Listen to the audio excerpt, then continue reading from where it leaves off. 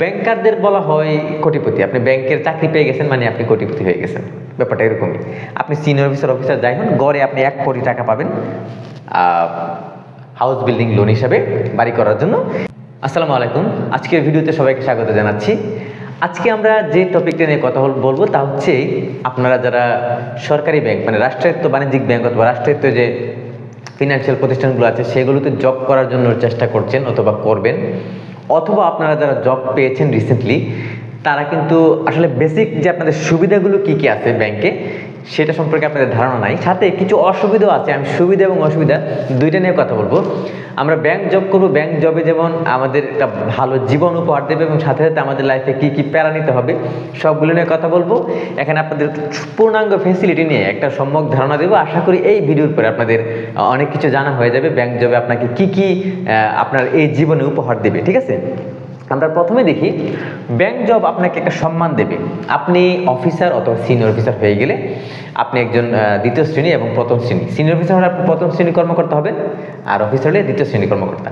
এই যে সম্মান, এই সম্মানটা আমাদের সবারই প্রাপ্য। বেকার জীবন থেকে যখন আমরা কোনো একটা চাকরি পেয়ে যাব তখনই আমাদের সম্মান বন্ধু মহল থেকে শুরু করে আত্মীয় স্বজন সব জায়গায় বেড়ে যাবে। ঠিক আছে, আরেকটা ব্যাপার থাকে বিয়ের ব্যাপারটা। চাকরি পেলে তো বিয়ে করতে পারবেন, তাই না? আচ্ছা, এবার বেতনে আসি। ব্যাংক আপনাকে একটা স্মার্ট স্যালারি দেবে। কেমন স্যালারি দেবে? আপনি যখন সিনিয়র অফিসারে জয়েন করবেন তখন আপনার 23,100 টাকা হবে আপনার বেসিক। তার সাথে আপনি 9,240 টাকা বাড়ি ভাড়া পাবেন। বাড়ি ভাড়াটা আমি 0.4 মানে 40% হিসাব করে এখানে ধরেছি, কারণ সারা বাংলাদেশ 40% পাবে। কিছু এরিয়াতে যেমন সিটি কর্পোরেশন এরিয়া এবং সাভার যে এলাকা আছে ওই এলাকাতে আপনি 50 থেকে 55% বাড়ি ভাড়া পাবেন। সেটা হিসাব বাদ দিয়ে আমি নর্মালি যারা অ্যাভারেজ বাংলাদেশ সবাই পাবেন তা হচ্ছে এটা 0.4 দিয়ে গুণ দিব এটাকে, তাহলে মানে 40%-এ 9,240 টাকা পাচ্ছি।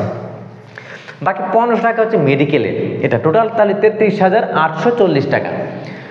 গভর্নমেন্ট এখন পর্যন্ত আমাদেরকে 1,000 টাকা করে এক্সট্রা ইনসেন্টিভ দিচ্ছে, সেটা আমি এখান থেকে বাদ দিছি, কারণ আপনারা অতি শীঘ্রই আপনারা পাবেন হচ্ছে মহার্ঘ ভাতা। মহার্ঘ ভাতা যখন আপনি পাবেন তখন আপনার ওই যে গভর্নমেন্ট আপনাকে 1,000 টাকা দিচ্ছে এটা কিন্তু বাদ দিয়ে দিবে, তাই আমি এটা বাদ দিয়ে হিসাব করতেছি। তাহলে 33,840 টাকা, আর বর্তমানে একেবারে প্রেক্ষাপটে 34,840 টাকা আপনি সিনিয়র অফিসার হিসেবে পাবেন। অফিসার হিসেবে জয়েন করলে আপনি 16,000 টাকা, 6,400 টাকা আর হচ্ছে আপনার এখানে 8,000 টাকা বোনাস ধরছে দিয়েতে লাঞ্চের টাকা, তাই তো? আর বাকি হচ্ছে 1500 টাকা। তো এর মধ্যে আপনার লাঞ্চের টাকাটা আপনাকে বলি, ব্যাংক কিন্তু সর্বোচ্চ পরিমাণ লাঞ্চের উপর লাঞ্চ ভাতা দেয়, তা হচ্ছে 400 টাকা। আগে 200 টাকা ছিল, অতি সম্প্রতি সেটা করা হয়েছে 400 টাকা। সেই হিসেবে গড়ে আমরা 20 কর্মদিবস অফিস করি, কখনো কখনো 21, কখনো 22, তো 20 ধরলে আমরা 8,000 টাকা পাবো এখানে। তো টোটালি আপনি অফিসারে জয়েন করলে টোটাল আপনি পাচ্ছেন 31,900 টাকা। আর যদি আপনি সিনিয়র অফিসার জয়েন করেন তাহলে পাবেন 41,840 টাকা। তার মানে একটা জিনিস দেখতে পাচ্ছেন, আপনি যদি সিনিয়র অফিসার জয়েন করেন অফিসার থেকে কিন্তু আপনি 10,000 টাকা বেশি পাচ্ছেন। ব্যাংকে কিন্তু সবাই সেম কাজ করে, সুতরাং একই ধরনের কাজ করে একই সময় ব্যাংকে থেকে যে সিনিয়র অফিসার সে 10,000 টাকা বেশি পাবে, সে সম্মান বেশি পাবে, সে দ্রুত প্রমোশন পাবে, সে দ্রুত এগিয়ে যাবে। সুতরাং চেষ্টা করবেন কীভাবে সিনিয়র অফিসার হওয়া যায়। অফিসার হলে সেটা আপনারা 31,900 টাকা পাবেন। এটা গেল। মহার্ঘ ভাতা নিয়ে কথা হচ্ছে। মহার্ঘ ভাতা নিয়ে যদি আমরা চিন্তা করি তাহলে 4,620 টাকা, আপনার 23,100 টাকা, এটা যদি আমরা ধরি 20% দেবে তাহলে 4,620 টাকা আপনি এখান থেকে পাবেন। এর পরবর্তীতে এখানে আমার দুইটা মিস ছিল। আচ্ছা, আর কি কি জিনিস পাবেন আপনি এটা যোগ দিয়ে দেন। যোগ দিলে আপনি দেখেন টোটাল কত টাকা হচ্ছে, 41,000 আর এখানে আরও ধরেন 5,000, ঠিক আছে? প্রায় 46-47,000 টাকা কিন্তু আপনার স্যালারি হয়ে যাবে একদম শুরুতেই। অফিসারের সাথে এটা যোগ দিয়ে দেন, অফিসাররাও পাবে 20%, তাহলে সেখানে আরও প্রায় 4,000 টাকা পাবে, কারণ ন্যূনতম 4,000 টাকা পাবে। 4,000 যোগ দিলে 35,900 মানে 36,000 টাকা পাবে। দেখছেন আপনারা একটা স্মার্ট একটা অ্যামাউন্ট পাচ্ছেন। বেতন গেল, মহার্ঘ ভাতা গেল। এবার হাওর ভাতা বিষয়ে কথা বলি। আপনারা যারা বিভিন্ন হাওর অঞ্চল আছেন, সেই হাওর অঞ্চল সিলেট, ময়মনসিংহ, ঢাকার দু একটা জায়গা আছে, চিটাগাং দু একটা জায়গা আছে, সেখানে হাওর ভাতা আপনারা সিনিয়র অফিসার জয়েন করলে পাবেন 4,400 টাকা, অফিসারে 3200 টাকা, এবং আপনি প্রিন্সিপাল অফিসার হলে 5,000 টাকা পাবেন। তাহলে হাওর ভাতা কিন্তু আপনাদের ভালো একটা ভাতা। এবার আসি সবচেয়ে মজার এবং খুবই ইন্টারেস্টিং এবং খুবই মানে এক্সাইটিং একটা বিষয়, হচ্ছে ইনসেন্টিভ। ব্যাংক আপনাকে ইনসেন্টিভ দেবে, রাষ্ট্রায়ত্ত বাণিজ্যিক ব্যাংকগুলো, এবং সাথে ফিনান্সিয়াল প্রতিষ্ঠান যেগুলো আছে আপনার বিডিবিএল বলেন অথবা হাউস বিল্ডিং ফিনান্স, ওরাও দেবে ইনসেন্টিভ। গত বছর সোনালী ব্যাংক 5টা দিছে, সাথে করে অন্যান্য ব্যাংক যারা আছে রূপালী জনতা ওরাও ঘরে 4টা, পৌনে 4টা এরকম করে দিছে, ঠিক আছে। কোনো একটা ব্যাংক 3টা দিছে, হ্যাঁ। সেই হিসাবে আপনি গড়ে 1 লক্ষ টাকা থেকে 1,20,000 টাকা একদম শুরুতেই পাবেন। তো ইনসেন্টিভ হিসেবে আপনারা দেখেন কত চমৎকার, তাই না? যদি ইনসেন্টিভের টাকাটা আমরা ভাগ দিই তাহলে 12 দিয়ে ভাগ করলে প্রতি মাসে মানে সিনিয়র অফিসার হিসেবে যদি আপনি 1,15,000 টাকা পান, ঠিক আছে, অথবা 1,10,000, 1,20,000 যাই পান, সেটা দেখবেন যে মাসে মানে 12 মাসে ভাগ দিলে সেটা 9-10,000 টাকা হয়ে যাচ্ছে। সেটা কিন্তু আপনার বেতনের সাথে কিন্তু এক ধরনের অ্যাড হবে। তাহলে ইনসেন্টিভ একটা খুবই চমৎকার বিষয়। 5টা ইনসেন্টিভ মানে 5টা বেসিক, আপনার মূল বেতন যা থাকে তার 5টা গুণ। ওকে। ঈদ এবং নববর্ষে আপনারা পাবেন হচ্ছে, ঈদের সময় পাবেন ঈদে 2টা বোনাস পাবেন, নববর্ষে 20% বোনাস পাবেন, আপনার বেসিকের 20%। আপনি যদি সিনিয়র অফিসার হন তাহলে 4620 টাকা আপনি নববর্ষে মানে পহেলা বৈশাখে উপলক্ষে পাবেন। এবার আসি আমরা লোন ফ্যাসিলিটিতে আসি। প্রথম হচ্ছে পার্সোনাল লোন। আপনি পার্সোনাল লোন মানে কি, এটা নিজের ব্যক্তিগত লোন, এটা যখন তখন আপনি নিতে পারবেন। আপনার ব্যাংক আপনি সকালে বললে বিকালে পেয়ে যাবেন, পার্সোনাল লোন এটা গেল। আপনার কম্পিউটার লোন পাবেন ব্যাংক ভেদে, আপনি 75,000 থেকে 1 লক্ষ টাকা, গড়ে 1 লক্ষ টাকা ধরলাম, 1 লক্ষ টাকা আপনি কম্পিউটার লোন পাবেন গড়ে 3 বছর, 1 বছর থেকে 3 বছর পরে। এটা মোটরসাইকেল, কোনো ব্যাংকে মোটরসাইকেল লোন 3 বছর পরে দেয়, কোনো ব্যাংক 5 বছর পরে দেয়। সোনালী ব্যাংক 5 বছর পরে দেয়। সোনালী ব্যাংকে মোটরসাইকেল লোন 5 লাখ টাকা, একটা ব্যাংকে 5 লাখ টাকা, কিছু ব্যাংকে আছে 3 লাখ টাকা, ঠিক আছে। কৃষি ব্যাংকে 3 লাখ টাকা আছে, হাউস বিল্ডিংয়ে 3 লাখ টাকা এরকম, ঠিক আছে। তো মোটর বাইকে আপনারা পাচ্ছেন তাহলে 3 থেকে 5 লক্ষ টাকা লোন পাচ্ছেন, এবং এই লোনগুলোর ইন্টারেস্ট, কম্পিউটার লোন এবং মোটরসাইকেল লোন, এই লোনের ইন্টারেস্ট হচ্ছে গিয়ে ব্যাংক রেট মানে 4% রেটে আপনি এটা পাবেন। আর পার্সোনাল লোন যেটা আছে এটা ব্যাংক রেটে না, এটা হচ্ছে নর্মাল যে রেট আছে 13%-এর মতো বর্তমানে, সেই রেটে পাবেন। তার মানে পার্সোনাল লোনের চেয়ে বেশি আপনার এটা। তারপরে আপনারা বেতন থেকে যে জিপিএফটা কাটাবেন, জিপিএফ মানে আপনার জিপিএফ ফান্ডে এখান থেকে 10 থেকে 25% বেসিকের আপনি জমা রাখবেন, ঠিক আছে।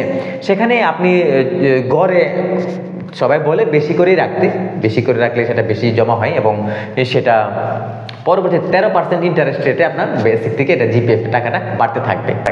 তখন আপনার এই টোটাল যে ব্যালেন্স ছিল সেখান থেকে ওই টাকা কেটে যাবে, 14% আপনি জিপিএফে কাটাবেন। এবার আসি হোম লোনে। ব্যাংকারদের বলা হয় কোটিপতি, আপনি ব্যাংকের চাকরি পেয়ে গেছেন মানে আপনি কোটিপতি হয়ে গেছেন, ব্যাপারটা এরকমই। আপনি সিনিয়র অফিসার যাই হন, গড়ে আপনি 1 কোটি টাকা পাবেন হাউস বিল্ডিং লোন হিসাবে বাড়ি করার জন্য। সেখানে 1 কোটি থেকে 1,25,00,000, এবং সেটা দিন দিন বাড়ছে, 1.5 কোটি হয়ে যাবে। ঢাকা শহরে একটু বেশি, বাইরের অঞ্চলে একটু কম, পৌরসভা অথবা অন্য জায়গাতে। তো হোম লোনে আপনি এখান থেকে পাবেন 1 কোটি টাকা জায়গা কেনার জন্য, তারপর বাড়ি করার জন্য সেখানে। তার মানে কোটিপতি তো হয়ে গেলেন, তাই না? এবার আসি আরেকটা বিষয়, যে কার লোন। আপনি যখন এজিএম হয়ে যাবেন তখন আপনি কার লোন পাবেন। কার লোন 40 থেকে 50 লক্ষ টাকা কার লোন পাবেন। এখন আপনি বলতে পারবেন কার লোন হাতির মতো, কারকে আমি কিভাবে লোনের টাকা করব, আবার গাড়ির যে মেনটেনেন্স তাও খরচ আছে, আমার তো বেতন কিছুই থাকবে না। তার জন্য আপনার জন্য ফ্যাসিলিটি আছে, আপনাকে 50 লাখ টাকা দেবে, এবং গাড়ির জন্য মেনটেনেন্স খরচ বাবদ আপনাকে 40 থেকে 50,000 টাকা দেবে প্রতি মাসে যখন আপনি এজিএম হয়ে যাবেন। আর আপনি যখন এই হোম লোনটা নেবেন যে টাকাটা, তখন আপনার বাড়ি ভাড়াটা প্রতি মাসে আপনার বেতন থেকে কেটে নেবে।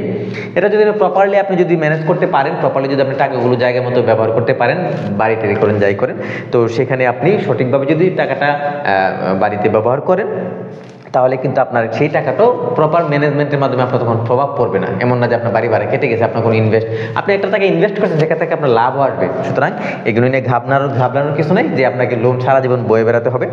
এবার আসি ফাইনালি পেনশন। আপনি যখন পেনশন রিটায়ার্ডে যাবেন তখন ব্যাংক আপনাকে পেনশন দেবে, ঠিক আছে, সারা জীবন দিয়ে যাবে। তার মানে আপনার সারা জীবনের দায়িত্ব ব্যাংক নিয়ে নিল। আপনি যদি মারা যান তাও ব্যাংক আপনার সঙ্গ ছাড়বে না। আপনার ওয়াইফ মানে নমিনি, উনিও তার মৃত্যুর আগ পর্যন্ত সেই টাকা পাবে, এবং আপনার যদি প্রতিবন্ধী সন্তান থাকে, আপনার ওয়াইফ মারা গেলে সেই প্রতিবন্ধী সন্তান সেই পেনশনের টাকা পেয়ে যাবে। গেল। এবার আসি আমাদের আরেকটা ফ্যাসিলিটির কথা, তা হচ্ছে আপনি যদি মারা যান তাহলে আপনার দাফন বাবদ ব্যাংক আপনাকে 75 থেকে 1 লক্ষ টাকা দেবে। এটা ভালো, তাই না? আমি মারা গেলাম, আমার দাফনের ব্যবস্থাও আমার ব্যাংক করতেছে, এটা একটা ইমোশনাল ব্যাপার। ট্রিটমেন্ট রূপালী ব্যাংক, জনতা ব্যাংক সহ কয়েকটা ব্যাংকে সিজারিয়ান ট্রিটমেন্ট দেবে আপনাকে। আপনার ওয়াইফ যদি প্রেগনেন্ট থাকে অথবা আপনি যদি প্রেগনেন্ট থাকে তাহলে সিজারিয়ান খরচ বাবদ আপনাকে 40,000 টাকা থেকে 50,000 টাকা আপনাকে ব্যাংক থেকে দেবে। সাথে অন্যান্য কিছু মেডিকেল ট্রিটমেন্টের জন্য রূপালী ব্যাংক রিসেন্টলি ভালো একটা সার্কুলার করছে, আশা করা যায় সব ব্যাংকে সেটা আস্তে আস্তে চলে আসবে। সিজারিয়ান এবং বাচ্চার স্কলারশিপের জন্য আপনি কিছু টাকা পাবেন ব্যাংক থেকে, প্রতি বাচ্চার জন্যই বর্তমানে রেটে একটু কম 500 টাকা করে, কিন্তু ভবিষ্যতে সেটা বাড়বে এবং বাচ্চার জন্য ইন্টারনালি ব্যাংক নিজস্ব কিছু স্কলারশিপও থাকে। শান্তি বিনোদনের আরেকটা ভাতা আপনার জন্য আছে। তো 3 বছরে ব্যাংক আপনাকে 15 দিনের জন্য ছুটি দেবে এবং সাথে আপনাকে একটা বেসিক দিয়ে দিবে, যান ঘুরে আসেন কক্সবাজার অথবা লন্ডন থেকে, তাই না? কিন্তু বাস্তবে তা না, আপনাকে একটা বেসিক দেবে। ছুটি পাওয়াটা একটু কঠিন, ছুটি আপনাকে 15 দিন দেবে না, কয়েকটা দিন ছুটি দেবে, তাও রিকোয়েস্ট করে নিতে হবে। তার মানে একটা ছুটি পাবেন, সাথে একটা বেসিক পাবেন, ঠিক আছে? 15 দিন ছুটি পাবেন, একটু কম পাবেন, হ্যাঁ। আর হচ্ছে একটা বেসিক আপনি যেটা সেটা পাবেন 3 বছর পর পর। হাউর বাতাও বলছি। এবার সেই চাবি, আপনি যদি সিলেটে জব করেন তাহলে আপনি চাবির পয়েন্ট পাবেন, এটা সোনালী ব্যাংকে আছে, আরও 2-1টা ব্যাংকে আছে। চাবির পয়েন্ট থাকলে আপনার প্রমোশনে সেটা কাজে লাগবে। হাওরে কাজ করলে সেখান থেকে কিছু পয়েন্ট পাওয়া যায়, সেখান থেকে আপনি আলাদা করে একটা প্রমোশনের জন্য বোনাস পাবেন। আচ্ছা, আরেকটা মজার একটা ব্যাপার আছে, ক্লোজিং। ব্যাংক যখন ক্লোজ হয় তখন ব্যাংকেরা সবাই মিলে মজা মাস্তি করে খাওয়া দাওয়া করে, ঠিক আছে? এবং ব্যাংক যেদিন ক্লোজ হবে 30 জুন এবং 31 ডিসেম্বর, তখন ব্যাংক আপনাকে, সোনালী ব্যাংক আগে ছিল 1,000 টাকা, বর্তমানে 2,000 টাকা করে দিচ্ছে। অন্যান্য ব্যাংক 1,000 টাকা করে দেয়, আশা করি পরবর্তীতে অন্যান্য ব্যাংকগুলো ক্লোজিংয়ে 2,000 টাকা করে নিয়ে আসবে। মোটামুটি এক সেন্সে এগুলি বললাম। তারপরে যদি কোনো কি মিস থাকে আপনারা সেটা কমেন্ট করে জানাবেন। ও আচ্ছা, একটা বলি, আপনার প্রমোশনের জন্য ডিপ্লোমাটা লাগবে, ব্যাংকিং ডিপ্লোমা। ব্যাংকিং ডিপ্লোমা 2টা সেমিস্টারের মতো, 6টা করে সাবজেক্ট আছে। ব্যাংকিং ডিপ্লোমা যখন আপনি পাস করে ফেলবেন তখন প্রতিটা পার্টে, প্রথম পার্ট মানে প্রথম সেমিস্টার পাস করলে আপনি পাবেন 20,000 টাকা, দ্বিতীয় সেমিস্টার পাস করলে আপনি পাবেন 25,000 টাকা। এবং এই দুইটা সেমিস্টারের মতো আর কি। আপনি রিল্যাক্সে পরীক্ষা দেবেন, দেখা যাচ্ছে একবারে পরীক্ষা দিলে সব পাস করতে হবে তা না, বাট যারা ব্রিলিয়ান্ট তারা একবারেই পাস করে ফেলে, ঠিক আছে? আরেকটা বিষয়, টাকা প্রমোশনও কাজে লাগবে, আবার টাকাও দেবে। সুতরাং ডিপ্লোমাটা গুরুত্বপূর্ণ একটা বিষয়। আচ্ছা, এবার ভালো ভালো কথা বলছি, এবার কিছু অসুবিধার কথা বলি। প্রথম হচ্ছে গিয়ে পাওয়ারলেস একটা জব। আপনি ভাববেন যে আমি সরকারি চাকরি করি, প্রথম শ্রেণীর কর্মকর্তা, হ্যাঁ এই সে, তো আপনার ওই কোনো ধরনের এক্সট্রা পাওয়ার বলতে কোনো কিছু থাকবে না, আপনি একদম সাদাসিধে মানুষ থাকবেন, নরম সরম, হ্যাঁ। তো এইটা হচ্ছে ব্যাংক জবের একটা রুলস, কাস্টমার সার্ভিস দেওয়া আপনার কাজ। দীর্ঘ কর্মঘণ্টা, এটা খুবই বিরক্তিকর একটা বিষয়। আপনাকে দীর্ঘ সময় ব্যাংকে থাকতে হবে। সকাল 10টার আগে অথবা 10টা 5-10 মিনিট আগে ব্যাংকে ঢুকবেন, আপনার বেরোতে 6:30 থেকে 7টা বাজবে, ঠিক আছে? এবং মাঝে মাঝে সেটা নেটওয়ার্কের সমস্যা, এই সমস্যার জন্য আপনার মাঝে মাঝে হয়তো বা 2-3 মাসে একবার আপনাকে আরও বেশি সময় থাকতে পারে, বাট গড়ে 6:30 থেকে 7টা, হ্যাঁ, 6টাও বাজতে পারে, এটা ডিপেন্ড করে। আর ছোটো ছোটো যে শাখাগুলো আছে ওরা দেখা গেছে 5:30টার মধ্যেই কাজ গুছায় মোটামুটি শেষ করতে পারে। তো দীর্ঘ কর্মঘণ্টায় আপনি এখানে আরেকটা সমস্যা হচ্ছে, একটা ফিল্ডে আসি। আপনার কিছু ব্যাংক বলতে প্রায় সব ব্যাংকেই ফিল্ডে যাওয়া লাগবে আপনার লোন রিকভারি করার জন্য। শুক্র শনিবার যে ছুটি আছে সেই ছুটিগুলো সবসময় কাটাতে পারবেন না, মাঝে মাঝে আপনাকে ফিল্ডে যেতে হবে। এটা আপনার জন্য একটা খুবই বিরক্তির কাজ হবে। এটা সবসময় না, বাট যেতে হবে। ছুটি কম, আপনার যে প্রাপ্য ছুটি আছে, আপনার যে ক্যাজুয়াল লিভ আছে, আর এই লিভ সেই লিভ, বিভিন্ন ধরনের লিভ আপনার সার্কুলারে থাকবে, কিন্তু আপনি সব ছুটি পাবেন না। আপনি খুবই কম ছুটি পাবেন, প্রতি বছরে হয়তো বা 5-7 দিন ছুটি আপনি পাবেন, ব্যাপারটা এরকমই, হ্যাঁ।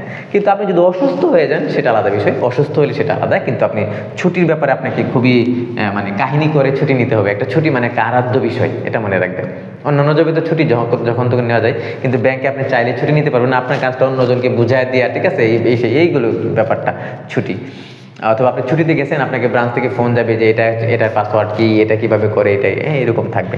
তার মানে ছুটির ব্যাপারটা আপনাকে মেনে নিতে হবে, ছুটি আপনি খুবই কম পাবেন। এবার আসি ব্যক্তিগত এবং পারিবারিক জীবনে, এটা একটা প্রভাব আছে আপনার ব্যক্তিগত সময়, যে সকালে যাবেন সন্ধ্যায় ফিরবেন। এই যে এখন শীত চলতেছে, আপনার ব্রাঞ্চ থেকে আস্তে আস্তে বাসায় আসতে 7টা বেজে যাবে, ঠিক আছে? তো 7টা বাজে তখন রাত হয়ে যায়, তাই না? তো মনে হবে যে সেই সকালে গেলাম, ঘুম থেকে উঠে আবার রাতে আসলাম, আবার সকাল অফিস রাত। তো এটা করতে করতে আপনার ব্যক্তিগত এবং পারিবারিক জীবনে আপনি খুব বেশি মজাটা নিতে পারবেন না, ঠিক আছে? লাইফের একটা মনে হবে যে কী যেন একটা কমতি, তাই না? জীবনটাকে একটু বিষাদময় মাঝে মাঝে মনে হবে, হ্যাঁ। স্বাস্থ্যগত সমস্যা, এই দীর্ঘ কর্ম সময় আপনি যখন ব্যাংকে বসে থাকবেন, ঠিক আছে, এটা আপনার স্বাস্থ্যগত একটা সমস্যা তৈরি করবে। এটা আপনার হার্টের সমস্যা তৈরি করবে, এটা আপনার কিডনির সমস্যা তৈরি করবে, আর লিভার সমস্যা, হাবিজাবি যা যা আছে। তারপরে সারাদিন কম্পিউটার স্ক্রিনে তাকায় থাকবেন, আপনার চোখের সমস্যা করবে। তাহলে স্বাস্থ্যগত সমস্যা ব্যাংকে আছে। মানসিক স্ট্রেস, আপনি লেনদেন করবেন, এত এত মানে বৃহৎ বৃহৎ লেনদেন, ট্রানজ্যাকশন, রিস্কি ট্রানজ্যাকশন হচ্ছে, এখানে কোটি কোটি টাকা লেনদেন হবে, তখন সেটা আপনার মেন্টালি একটা স্ট্রেস তৈরি করবে। আপনি একটা নর্মাল কাজ করা, একটা দিন মাটি কাটা একটা কাজ কষ্ট শারীরিক, কিন্তু ব্যাংকে আপনি বসে বসে কাজ করবেন, কিন্তু সেটা আপনার মেন্টালি মাথায় প্রেশারটা দেবে, সেটা আপনাকে মানসিক একটা স্ট্রেস দেবে। এবং মাঝে মাঝে অমুক কাজটা হবে না, অমুক কাজে ঝামেলা হয়ে গেছে, অমুকটাই প্যাঁচ লেগে গেছে, অমুকটাই ভুল চলে গেছে, এই হয়েছে সেই এই ঠিক করতে করতে আপনি একটা মানসিক টেনশনে থাকবেন। অথবা পরের দিন এই ঝামেলাটা ফেস করতে হবে, আগের দিন রাতে আপনার অথবা ঘুম নাই, আরে কালকে কি হবে, কালকে এটা ঠিক করতে হবে। এটা আরেকটা ব্যাপার হচ্ছে রিস্ক। অফিসার ক্যাশে যারা থাকে তারা টাকা বেশি দিয়ে দিলে গ্রাহক টাকা নিয়ে চলে যাবে। বাঙালি কোনোদিন টাকা বেশি দিলে টাকা ফেরত দেয় না, টাকা কম দিলে বলে যে ভাই এটা কম হয়েছে, বেশি দিলে ফেরত দেয় না। তো ভুলে কখনো যদি টাকা কার হাতে চলে যায়, সে টাকাটা নিয়ে আসাটা একটা রিস্ক। আপনি কোনো একটা ট্রানজ্যাকশন করতেছেন, সেই ট্রানজ্যাকশনে একটা রিস্ক হবে। আপনি কাউকে 1 লাখ টাকা পাঠাতে গিয়ে 10 লাখ টাকা পাঠাতে দিচ্ছেন, সে যদি টাকাটা তুলে ফেলে তাহলে একটা সমস্যা। এইগুলো রিস্ক থাকে। তা ফ্রডের ব্যাপার থাকে, অনেক ফ্রড লোকজন থাকবে, আপনাকে একটা ভুল চেক দিয়ে কী করে পেমেন্ট করে নিয়ে নিতে পারে, এটা মানে আরও ঝামেলা করে আপনাকে একটা রিস্কের মধ্যে থাকতে হবে। এগুলো খুব বেশি আহামরি বিষয় না, ভয় পাওয়ার কিছু নাই, বাট রিস্ক। এবার হচ্ছে আপনার ওয়ার্কিং মাদার যারা আছেন, আপনারা যেসব মেয়েরা অথবা মহিলারা ব্যাংকে জব করেন, তাদের জন্য বাচ্চা কাচ্চা সংসার সামলানো একটু কঠিন হয়ে যায়। ওই যে সকাল থেকে সন্ধ্যা, তাই না, সারাদিন বাচ্চাকে দেখাশোনা করা। অন্যান্য জবে কিন্তু বাচ্চাকে নিয়েও জব করে ফেলা যায়, কিন্তু ব্যাংকে আপনি সেটা পারবেন না, ব্যাংক আপনার সুযোগ থাকবে না, সত্যি কথা যেটা। সুতরাং ওয়ার্কিং মাদার যারা, তাদের জন্য এটা খুবই একটু কষ্ট হবে ব্যালেন্স করে নেওয়া। তারপরে সেই জরিমানাতে আপনি যদি ভুল করেন, তাহলে ভুলের মাসুলটা আপনাকে দিতে হবে, ঠিক আছে। কোনো একটা টাকা পয়সা এদিক সেদিক, মানে এদিক সেদিক বলতে টাকা পয়সা কেউ হয়তো তুলে নিয়ে চলে গেছে, আপনার ভুলের কারণে এটা হয়েছে, তাহলে এই জরিমানাটা আপনাকে দিতে হবে। আপনার ক্যাশ কাউন্টার থেকে টাকা হারিয়ে গেছে, কেউ আপনার ক্যাশ কাউন্টার থেকে টাকা হয়তো অগোচরে নিয়ে গেছে, এই টাকা আপনাকে জরিমানা দিতে হবে। লাখ লাখ টাকা জরিমানা দিছে এরকম ব্যাংকারও আছে, ঠিক আছে। 10 লাখ টাকা 20 লাখ টাকা জরিমানা দিছে এরকম ব্যাংকারও আছে। আবার কিছু কিছু ফ্রড হতে পারে, ফ্রডের ব্যাপারে সতর্ক থাকবেন আপনারা। আপনার ব্যাংকের কর্মকর্তা যারা, তাদের সাথে সতর্ক থাকবেন, আর যারা কাস্টমার আছে তাদের সাথেও ফ্রড যেন না করতে পারে কেউ, ঠিক আছে। তো এই সব বিষয় মানে সুবিধা অসুবিধা লাইফে দুইটাই থাকে, হ্যাঁ। আর এই সব মিলেই আসলে আমাদের জীবন, হ্যাঁ। তো ব্যাংকে আপনারা আসবেন, সবাইকে স্বাগত জানাচ্ছি। কিছু মানসিক প্রস্তুতি রাখেন যে জীবনটা এরকম হবে, একদিকে যেমন ভালো আরেকদিকে খারাপ, এটাই সব ক্ষেত্রেই বাস্তবতা। আশা করি এখান থেকে আপনাদের একটা ক্লিয়ার একটা কনসেপ্ট হলো যে আসলে ব্যাংকিং জবটা আপনাকে কি কি দেবে এবং আপনার জীবন থেকে কি কি নিয়ে নেবে। ধন্যবাদ।